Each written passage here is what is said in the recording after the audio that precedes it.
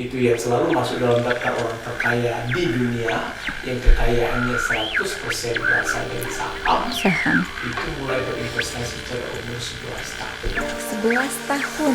Wow.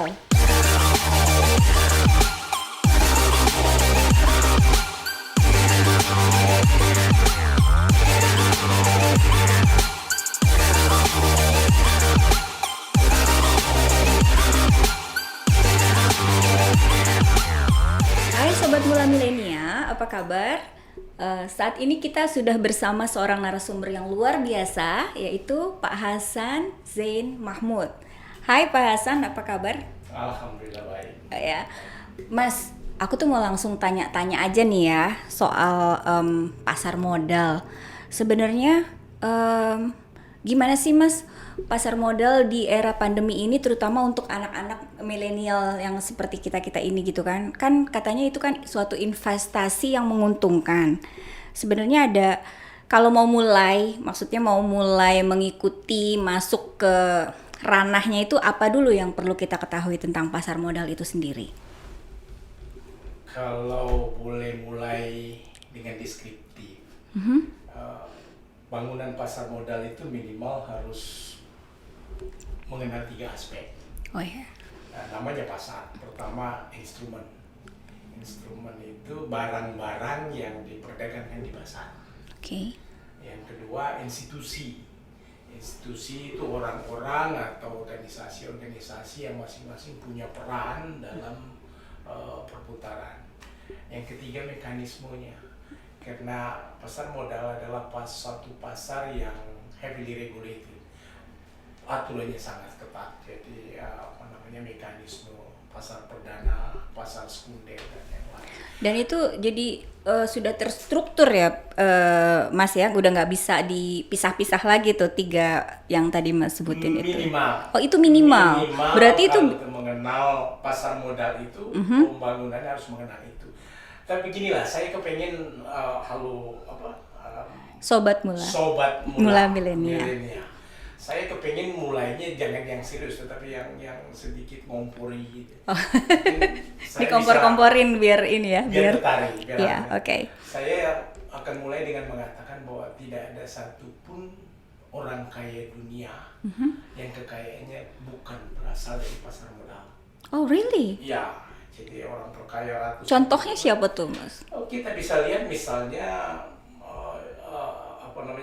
Jeff Bezos sama Bill Gates itu satu hari bisa salip-salipan. Oh ya? Hari ini Jeff Bezos terkaya di dunia, besoknya Bill Gates. Okay. Kenapa? Karena saham Microsoft bersalipan dengan saham Amazon. Jadi tidak ada orang kaya di daftar orang kaya dunia itu yang bukan berasal dari pasar modal. Kalau kemudian kita balik sisi lainnya, perusahaan, tidak ada satupun perusahaan besar di dunia ini yang tidak berasal dari pasar modal. Itu barangkali kompor pertama lah buat. Jadi masih ada harapan ya di era pandemi ini bahwa kita-kita yang millennials ini, the millennials itu bisa belajar dari awal banget untuk mengetahui sebenarnya saham itu apa gitu loh. Saya kira saatnya lah, sangat. Barangkali ada sebuah statistik yang bisa dikemukakan di sini. Pandemi itu kemudian mengubah perilaku, banyak perilaku. Salah satu perilaku ternyata bahwa cara belanja mereka berbeda. Bukan hanya dari tadinya pergi ke mall, sekarang melalui daring, tetapi mereka lebih banyak menabung, mengurangi belanja. Dan itu saya kira, saya nggak punya statistik resmi, tetapi semakin banyak investor-investor masuk pasar modal, dan jangan kaget bahwa mayoritas mereka adalah generasi muda. Oh, I see. Nah, kan tadi udah disebut tuh Mas bilang katanya mengenai instrumen. Sebetulnya instrumen yang apa aja tuh Mas kalau yang ada di pasar modal yang bisa banyak sekali. Yang paling maksudnya ya yang berhubungan dengan untuk bisa menjadi startup gitu? Iya, barangkali yang paling populer saham. Tapi sekedar pengenalan, ada yang namanya instrumen pasar uang. Itu karena instrumen-instrumen yang jatuh temponya hanya sampai 1 tahun. Oh, singkat itu, ya? Ya, bisa obligasi pemerintah, bisa juga utang swasta yang mau jatuh tempo dan seterusnya. Nah lalu kemudian ada obligasi, itu surat hutang yang tenornya lebih panjang. Tapi yang paling populer di pasar modal adalah saham. Saham. Saham itu secara sederhana sebenarnya adalah bukti bahwa pemiliknya ikut memiliki perusahaan yang menerbitkan saham. Ya. Jadi kalau boleh saya lanjutkan, analogi yang paling gampang itu ya beli saham itu seperti beli sapi betina ya. Jadi beli sapi betina. Kok bisa gitu? Ya, jadi ya namanya investasi itu ya rumah, ya apa namanya forex dan segala macam. Nah, yang paling dekat itu sapi betina. Jadi kalau saya beli sapi betina, tentu saja harus ada pejantannya juga. Saya bisa menghasilkan susu. Sapi betinanya bisa punya anak, anaknya bisa beranak, yang tadinya satu kemudian jadi bisa banyak. 100, bisa jadi banyak. Nah oleh sebab itu harus diketahui juga ya sapi betina itu bibitnya unggul apa enggak, yang meliharanya bagus apa enggak, pakannya bagus atau enggak, dan seterusnya. Perusahaan juga seperti itu. Jadi itulah kira-kira paling simpel, analogi yang paling simpel bagi investasi saham. Oh berarti kalau misalnya tadi dianalogikan seperti itu, kita itu bisa belajar, jadi learning by doing dong ya Mas ya. Misalnya nih belajar untuk mengamati apakah itu suatu perusahaan yang baik atau tidak untuk diikuti seperti itu. Itu jadi berarti pengalaman juga ya Mas ya? Ya. Makin banyak pengalaman kita jadi makin bisa ngerti gitu. Berarti siapa aja bisa dong ya Mas? Bisa. Saya selalu mengatakan kita oversimplify itu ya, kita sederhanakan. Investasi di saham itu membutuhkan 3 hal. D, K, W. Apa itu? D-nya itu duit. Jelas mau investasi. Iyalah mesti punya duit. Jadi generasi muda mula milenial harus membiasakan diri menabung. Nah saving ini kemudian yang bisa digunakan untuk beli saham. Nah saya ingin mengatakan bahwa negara kita masih saving society. Saving itu artinya menabung di bawah bantal. Konservatif ya, konservatif. Jadi pakai itu celengan ayam-ayaman? Tidak juga, nggak ada lagi saya. Ya tante saya dulu kalau dia nabung, sisa belanja taruh di bawah bantal. Ketika ditanya kenapa, dia bilang tiap pagi saya merasa kaya karena uangnya bisa disentuh. Oh my god. Sekarang uang udah nggak ada lagi. Tapi poinnya adalah kita harus mulai melakukan menyisihkan untuk masa depan gitu. Tunggu dulu nih Mas, kenapa harus menyisihkan? Kan sekarang gini, fenomena sekarang kan milenial udah banyak yang punya startup, unicorn, dan mereka kan juga punya uang tuh. Dan nanti kan mereka akan berpikir, aku mau ikut di pasar modal soalnya biar uangku tambah banyak gitu. Ya walaupun nggak usah nabung dulu gitu, kalau nabung kelamaan dong nunggu uangnya banyak. Tentu saja iya sih, kita ekonomi itu kan bisa dilihat dari 2 timbangan. Di satu sisi sektor produktif, yaitu unit-unit usaha yang memproduksi barang, jasa yang butuh modal. Tapi tidak semua orang bisa jadi pengusaha kan. Di sisi lain ada masyarakat yang justru menyediakan modal untuk digunakan oleh startup ini. Nah modal itu menyalur melalui sistem keuangan, antara lain melalui saham. Jadi kalau Anda memang udah di sektor real misalnya berusaha ya silakan. Tapi saya yang kebetulan bukan pengusaha, tentu saja dengan membeli saham perusahaan yang prospektif, saya ikut menikmati potensi pertumbuhan perusahaan. Jadi jawabannya tadi adalah membeli saham, ikut memiliki perusahaan, tentu saja harus tahu bahwa dan harus yakin perusahaannya bagus, prospeknya bagus. Sapi betina itu tadi kan harus tahu bibitnya bagus, yang melihara bagus, artinya manajemen perusahaan itu bagus, pakannya bagus, ya artinya produknya dihasilkan bagus dan seterusnya. Ya karena mungkin kalau katakanlah meleset berarti uangnya hilang. Jadi harus menggunakan dana yang memang benar-benar saving account ya, yang nggak ada hubungannya dengan perusahaan yang sedang dia rintis misalnya gitu. Jadi kan misalnya dia punya perusahaan nih Mas ya, terus ya seperti tadi saya bilang, dia pengen membesarkan perusahaannya dengan uang yang udah dia kumpulkan. Tadinya dia belikan saham ke perusahaan lain, kalau gagal kan berarti hilang. Berarti harus ada dana, jadi dananya tidak harus menggunakan dananya harus dana yang memang benar-benar dana safe ya, kalau hilang nggak apa-apa gitu. biar fokus kita melihatnya dari dua sudut. Jadi ini satu sisi pengusaha Iya. yang punya unit usaha mengembangkan perusahaan. Istilahnya kalau ekonomi mengatakan defisit unit. Karena dia, nah di satu sisi kita melihat dari kacamata pemilik tabungan sekarang, Iya. bukan pengusaha.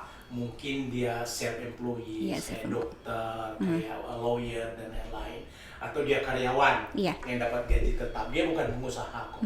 Nah, kita lihat dari sudut yang ini dulu lah.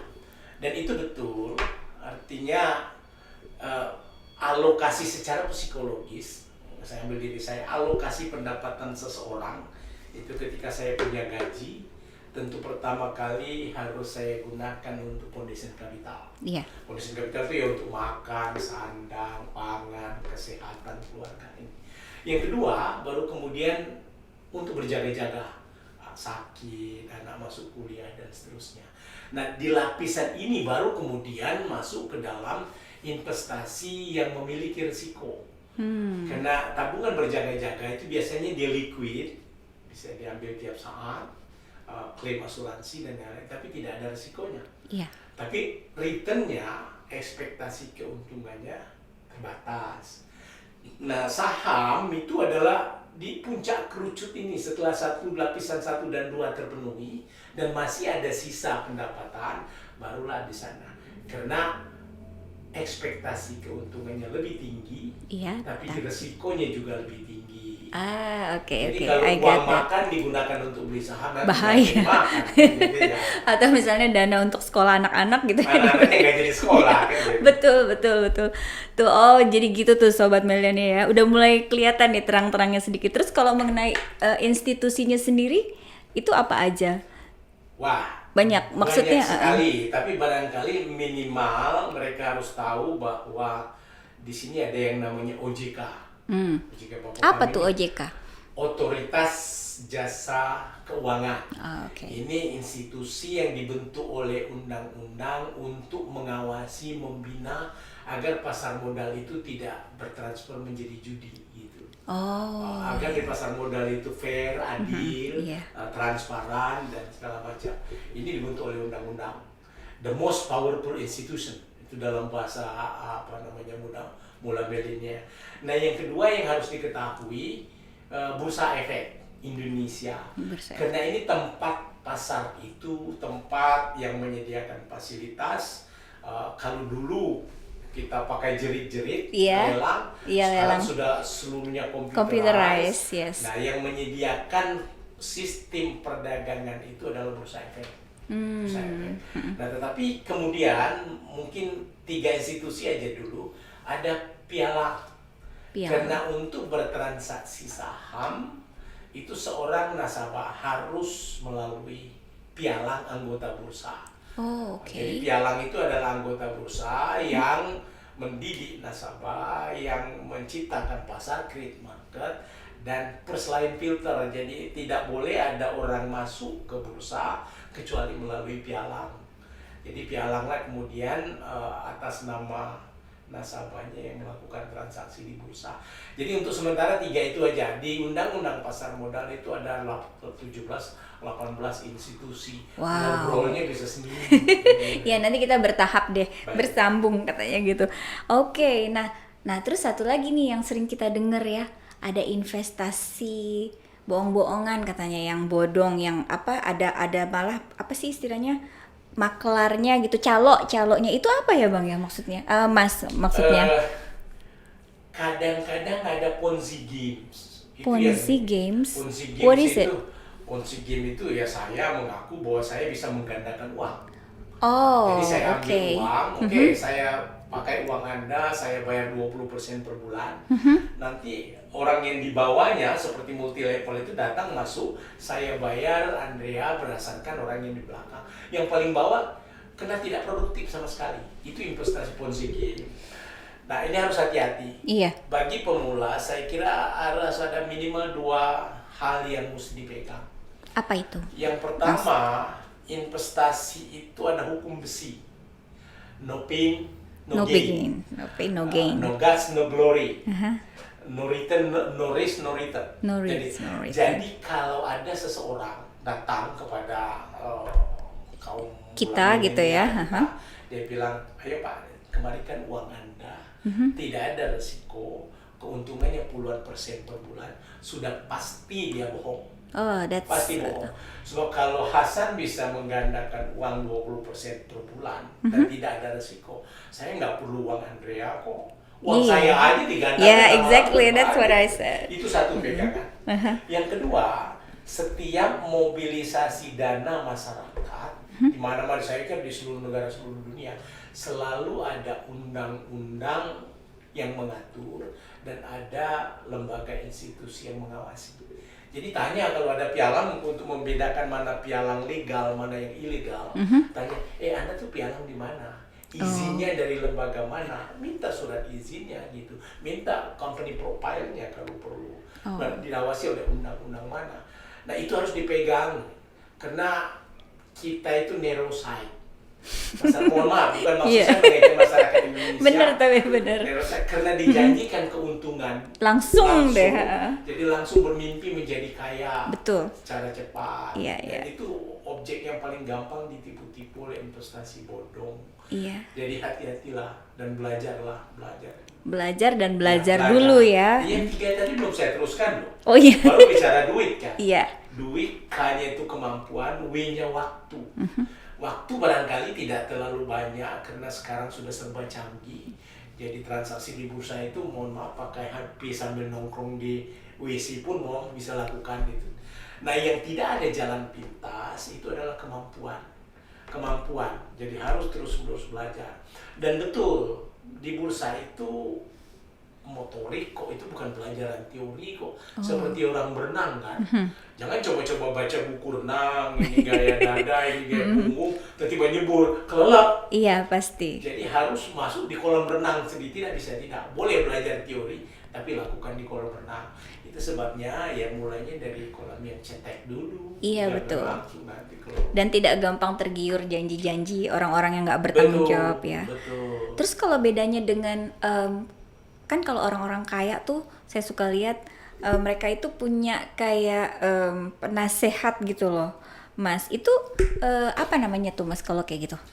Ada di pasar modal itu ada profesi yang namanya manajer investasi. Manajer investasi. Manajer investasi itu bisa mengelola reksadana, nah ini binatang baru lagi, nanti kita bahas. Bisa reksadana, bisa kontrak dengan orang yang punya duit. Iya. Jadi kalau misalnya Hasan punya uang 5 miliar atau lebih, saya bisa bayar investasi, kita bikin kontrak pengelolaan dana, dia bilang, dia janjikan Anda berapa persen, nanti fee Anda berapa, kalau lebih sekian berapa, itu bisa. Nah, buat mereka-mereka yang tidak tajir, itu dan dia belum mampu melakukan keputusan investasi sendiri, itu yang namanya reksadana. Oh, Analogi oke. reksadana itu barangkali lah paling gampang adalah seperti orang arisan. Iya, Arisan yang rame-rame rutin. ya. Jadi uang masyarakat dikumpulkan, Dikumpulkan. kemudian manajer investasi yang mengelola, dia beliin saham ini, yang namanya portfolio. Kalau nilai portfolio naik, maka nilai kekayaan yang dimiliki oleh masyarakat dalam bentuk unit penyertaan juga ikut naik. Tapi kalau manajer investasinya mohon maaf Nggak bagus. agak bego gitu, portfolionya turun, Ya udah. nilai unitnya juga turun. Nah ini bisa dilakukan untuk mereka-mereka yang belum mampu berenang sendiri. Nah sebenarnya yang paling bagus itu bagi mula milenial adalah belajar. Lalu sejak awal belajar mengelola dana sendiri, merencanakan keuangan sendiri, financial planning sendiri.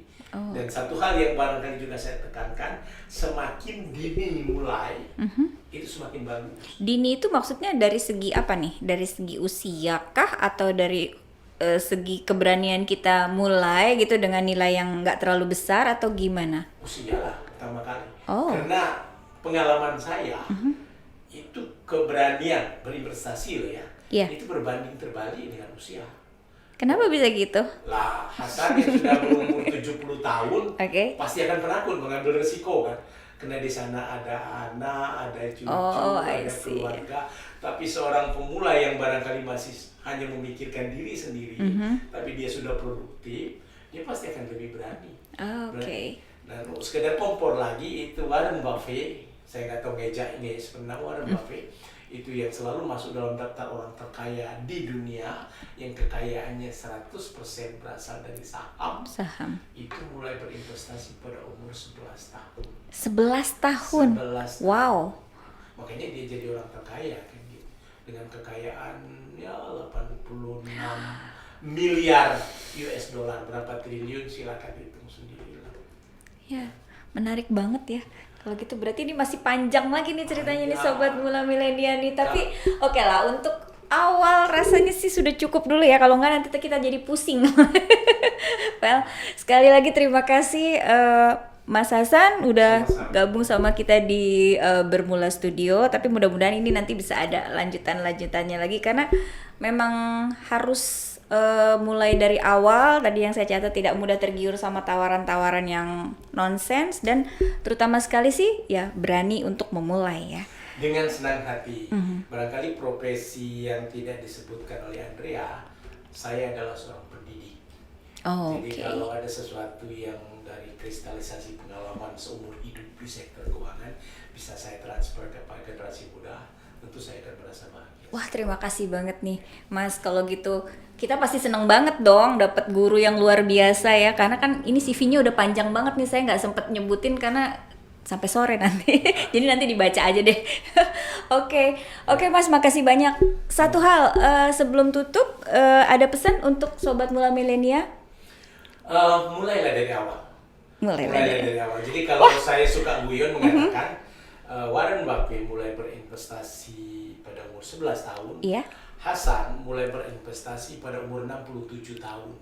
Jadi kalau saya sukses, luar biasa malah. Luar biasa. Oke, terima kasih.